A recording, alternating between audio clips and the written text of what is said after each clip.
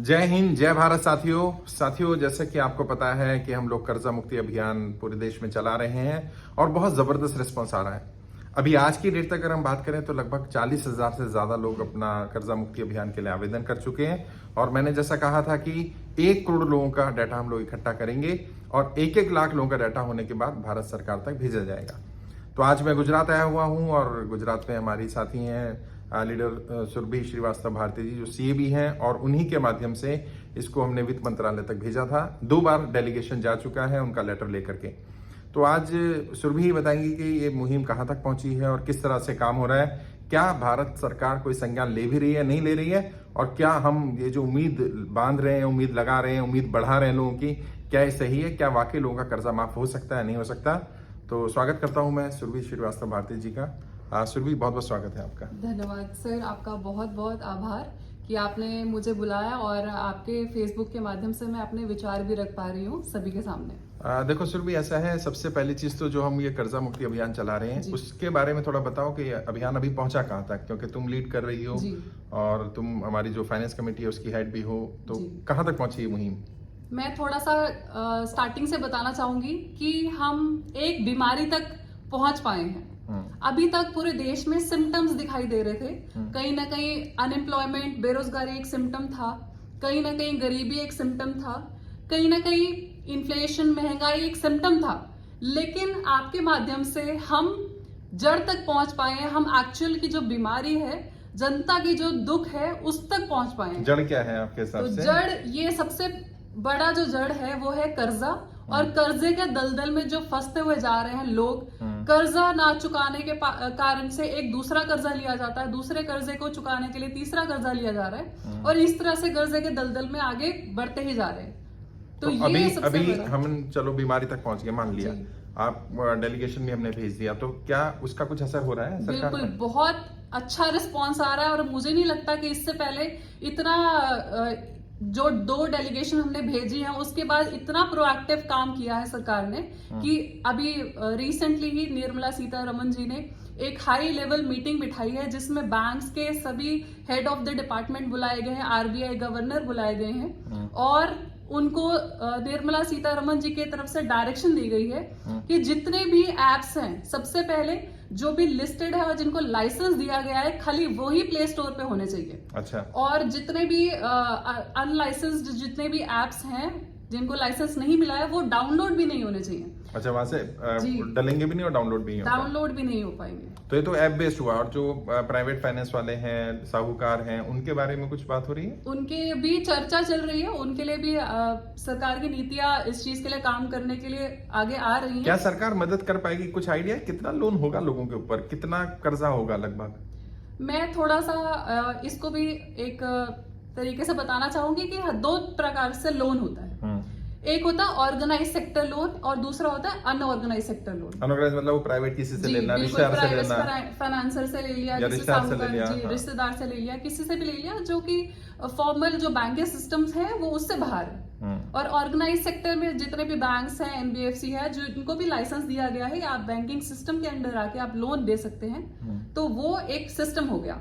तो मैं अगर ऑर्गेनाइज सिस्टम की बात करूं, और जिस तरह से हम अभी तक हम बता रहे थे कि सरकार की नीतियां इसमें जिम्मेदार हैं। हम बोल रहे थे कि डिमोनेटाइजेशन हुआ, हमने बताया कि जीएसटी आया 2017 में। तो अगर मैं खाली इन 2 चीजों पे ही बताऊं कि डिमोनेटाइजेशन से जीएसटी तक 2016 की शुरुआत से और 2020 के मार्च तक क्या हुआ है? शुरुआत में कितना था? हमारे पास 19.3 ट्रिलियन का इंडियन हाउस होल्ड डेट था। अच्छा, 19.3 ट्रिलियन का कर्जा था, लाख करोड़। इसमें क्या व्यापारियों पर और सबका मिला के? नहीं, ये केवल इंडियन हाउस होल्ड का है। इसमें केवल 4-5 चीजें ही आती हैं, जैसे पर्सनल लोन आता है, पर्सनल लोन, क्रेडिट कार्ड हो गया, होम लोन हो गया, गाड़ी का हो गया, एजुकेशन हो गया, ये आते हैं। और ये भी वो जो ऑर्गेनाइज वाला है, ये वो ही जो ऑर्गेनाइज वाला है। और अनऑर्गेनाइज वाला कितना? अनऑर्गेनाइज्ड कहा जाता है कि मोर देन 50% तो अनऑर्गेनाइज सेक्टर का हमारा लोन रहता है। यानी कि अगर 19.3 तो ये तब था 2016 की शुरुआत में था। ठीक है, और अभी क्या है? 2020 मार्च तक बिफोर लॉकडाउन ये पहुंच गया फिगर आपकी 43.5 ट्रिलियन, मतलब लगभग 3 गुना, लगभग 125% का बढ़ावा इसमें हुआ है। और इसमें इतना ही लगभग वो बढ़ा होगा जो प्राइवेट वाला है। जी, वो तो अनअकाउंटेड है, तो उसका तो हम बता भी नहीं सकते और कितना इसमें अगर ज्यादा है। बिजनेस लोन भी ऐड कर दें, क्या इसमें किसानों का लोन भी ऐड है? नहीं, इसमें ना ही कोई किसान का है, ना ही कोई बिजनेस है, मतलब ना ही बिजनेस रिलेटेड है, ना ही एग्रीकल्चर है। ये केवल और केवल जो घर के लोग हैं, जो अपना जीवन व्यापन के लिए जो लोन लेते हैं, परिवार को चलाने के लिए, तो एजुकेशन देश लोन। में तो 25 करोड़ ही परिवार हैं। अगर 25 करोड़ परिवारों पर कितना बोल रहे हैं आप? 43.5 ट्रिलियन का, ट्रिलियन, ये ट्रिलियन 2020 की फिगर 10 to बता the power 12। जी। तो मतलब एक लाख व्यक्ति पर, करोड़। हाँ, एक व्यक्ति पर लगभग मानो तो एक परिवार पर 1.5-2 लाख रुपए का कर्जा, जी बिल्कुल, और इतना ही अनऑर्गेनाइज का, यानी 3-4 लाख रुपए का कर्जा हर परिवार पर हर है। परिवार पे है। और अगर व्यापार का भी ऐड करते तो और ज्यादा हो जी जाए। बिल्कुल। तो सरकार माफ कर पाएगी इतना बड़ा अमाउंट? ये तो बहुत बड़ा अमाउंट। सरकार की अगर मंशा हो कि अगर वो चाहे कि आम जनता तक रिलीफ पहुंचाने का, अभी हमें मंशा लग नहीं रहा। जिस तरह से देश के हालात हैं, लगता है कि कुछ टारगेट उनके लोग हैं, उनको ही स्पेसिफिकली। तो ये हमारी मुहिम, अगर हम कहें, आप कह रहे हो कि बड़े लोगों का ही कर्जा माफ होगा, तो क्या ये मुहिम जो हम चला रहे हैं, लोगों का हम पर विश्वास है, क्या हम इसमें सफल हो पाएंगे कभी? बिल्कुल हम सफल हो पाएंगे। और सफलता कब मिल पाएगी? मुझे ऐसा विश्वास है कि जिस तरह से हम जनता को जगाने का प्रयास कर रहे हैं, अभी तक सबको ये लगता था कि खाली मुझ पे कर्जा है, लेकिन अब उनको जैसे जैसे पता चल रहा है कि हर एक व्यक्ति पे कर्जा है, और ये खाली उनके वजह से नहीं है, ये सरकार की गलत नीतियों की वजह से कर्जा है। अभी वो अपने आप को दोषी मान रहे थे, लेकिन अब उन्हें पता चला कि सरकार की गलत बिल्कुल, वजह और से। वो लोग भी आगे आने को बोलते हैं कि हाँ, हम लोग आएंगे, आपके साथ आएंगे, अपनी आवाज उठाएंगे। तो मुझे लगता है जिस दिन जनता, सभी लोग जाग जाएंगे और उनको पता चल जाएगा कि इस चीज के तो लिए आगे मोटा आना मोटा चाहिए। आपने बताया कि आपके पास 40,000 से लोगों का तो डाटा है, बट कितने लोगों तक आप पहुंच पा रहे हैं अपनी बात, जिनसे आप जुड़ पा रहे हो ये मुहिम में या ट्रेनिंग में? जी, कितने लोगों तक लगभग आइडिया देश के? लगभग 2 लाख से ज्यादा लोग तक हम अभी कांटेक्ट कर पाए हैं। डायरेक्ट कांटेक्ट है ये, मतलब वो नंबर जैसे दिए गए हैं हमारे, उन पे संपर्क करते हैं वो लोग। और बहुत सारे लोग हैं, क्योंकि हर कोई गूगल जो फॉर्म है हमारा, वो अपलोड नहीं कर पाता है, भर नहीं पाता है। तो फोन पे कई लोग अपनी जानकारी देते, तो हम लोग फोन पे उनसे बताते हैं, उनको ट्रेनिंग दिलाते हैं। अच्छा जी, और उनकी जानकारी फिर इकट्ठा कर रहे हैं? उनकी जानकारी हम लोग इकट्ठा कर रहे हैं। तो क्या कुछ ऐसी प्लानिंग भी आगे कि इसको ऑफलाइन करा जाए, क्योंकि जो लोग स्मार्टफोन यूज नहीं करते हैं, जो इंटरनेट यूज नहीं करते? बिल्कुल, हम सबसे पहले टारगेट करके चल रहे हैं गुजरात में ये मॉडल अपनाने के लिए, कि हम ऑफलाइन लोगों को यहाँ पे पूरे गुजरात से बुलाएंगे। तो गुजरात क्यों चुना आपने? इलेक्शन है यहाँ पर इसलिए? नहीं, बिल्कुल ऐसी कोई मंशा नहीं है हमारी गुजरात के लिए। कुछ तो भाई ऐसा नहीं, तो हम लोग क्योंकि नॉन पॉलिटिकल तो कुछ होता नहीं ना देश में। अगर आपने गुजरात में आए और अभी 3 महीने में चुनाव है, तो ये तो सीधी सी बात है, चुनाव से नहीं, ग्रेजुअली और स्टेट्स में भी हम जाएंगे, दिल्ली में जाएंगे, कलकत्ता में जाएंगे, लेकिन यहाँ से स्टार्टिंग करी गई है ट्रायल के लिए। फिर भी क्या लग रहा है, गुजरात के लोग परेशान हैं उनके ऊपर? बहुत ज्यादा परेशान है। मैं आपको थोड़ी सी ग्राउंड रियलिटी भी बताना चाहूंगी। लोगों को अब ये लगने लग गया है कि इतने टाइम से उनको मूर्ख बनाने के जो चल रहा था, हर एक मुद्दे पे कहीं ना कहीं भटकाया जाता है। आप देख लीजिए, इलेक्शन जिस तरह जब भी आएंगे इलेक्शन यहाँ पे गुजरात में, तो साबरमती के में कुछ ना कुछ कंस्ट्रक्शन आपको दिखाई देगी। हाँ, बनाया जाता है। अभी तो भी कुछ इस बार भी अटल ब्रिज कुछ करके अटल ब्रिज बना दिया गया है, जिसकी लागत पता चल रहा 75 है करोड़ काफी की। अच्छा बनाया वो।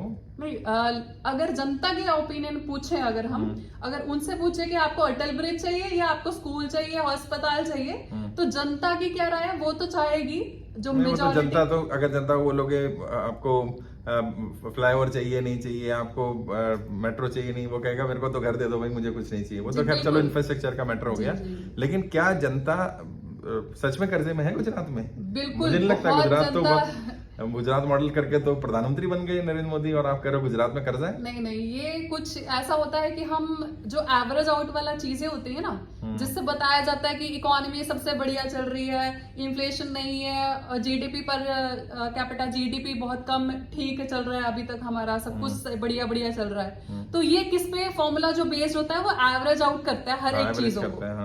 तो गुजरात में भी खाली 1-2% ही लोग होंगे जिनका व्यापार अच्छे से चल रहा होगा, और आम जो लोग हैं, जो स्मॉल एंड मीडियम स्केल जो एंटरप्राइजेस हैं, क्योंकि हम ग्राउंड तक जाते हैं तो वो बताते हैं, वो खुल के अपनी बात नहीं रख पाते, क्योंकि कहीं ना कहीं उनको भी डर है कि वो अगर सरकार के अगेंस्ट बोलेंगे तो शायद उन पे लीगली कुछ कार्रवाई हो जाएगी। तो निर्मला जी से आपकी बात हुई है या मंत्रालय में किसी से बात हुई है? मंत्रालय में अभी तक तो हमारे लेटर ही गया है, डेलीगेशन गई है। तो आप मिलना चाहेंगे अगर वो मिलेंगे? बिल्कुल मैं मिलना चाहूंगी, और मैं अपनी बात भी रखना चाहूंगी कि सरकार को अगर चाहती है कि जनता का साथ मिले और जनता के लिए अगर कुछ करना चाहती है, तो अब उनको जनता के मुद्दों पे भी बात करना पड़ेगा, उनके लिए काम करना पड़ेगा।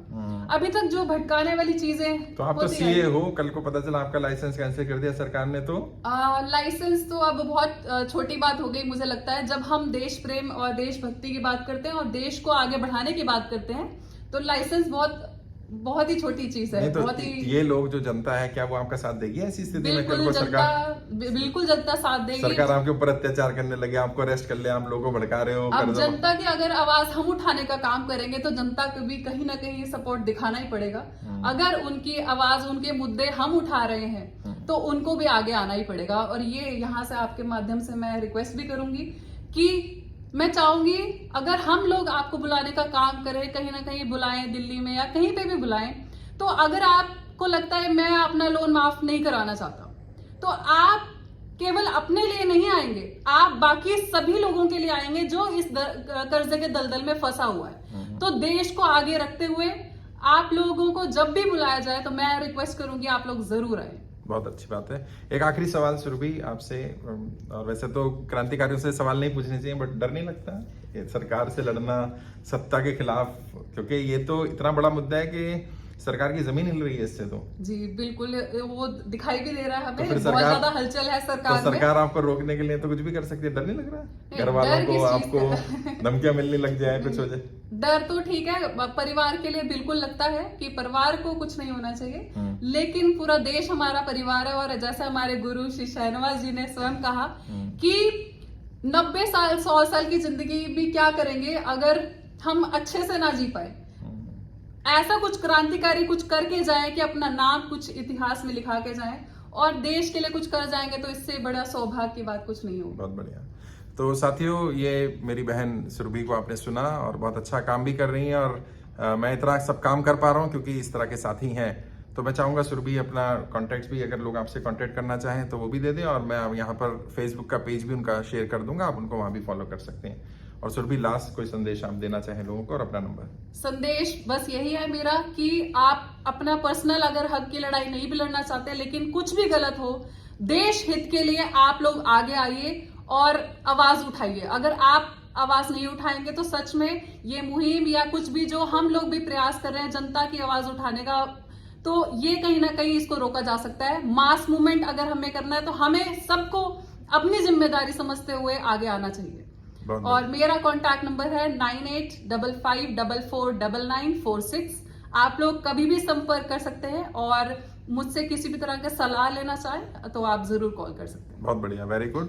और साथियों, जैसा मैंने बताया था शुरुआत में भी, ये लड़ाई बड़ी होने वाली है। ये बहुत आसान लड़ाई तो कभी थी ही नहीं। बहुत सारे साथी अपना समय, अपना पैसा, अपना जीवन सब कुछ दांव पर लगा रहे हैं इस लड़ाई के लिए, क्योंकि देश की, जैसा सुरभि ने कहा शुरुआत में, कि अभी हमें सिम्टम दिख रहे थे, अब हमें जड़ पता चली है। बीमारी की असली जड़ है, लोगों के ऊपर कर्जा चढ़ गया है, लोग कर्जे की दलदल में फंस गए और उससे निकलने का कोई मार्ग उन्हें नहीं मिल रहा है।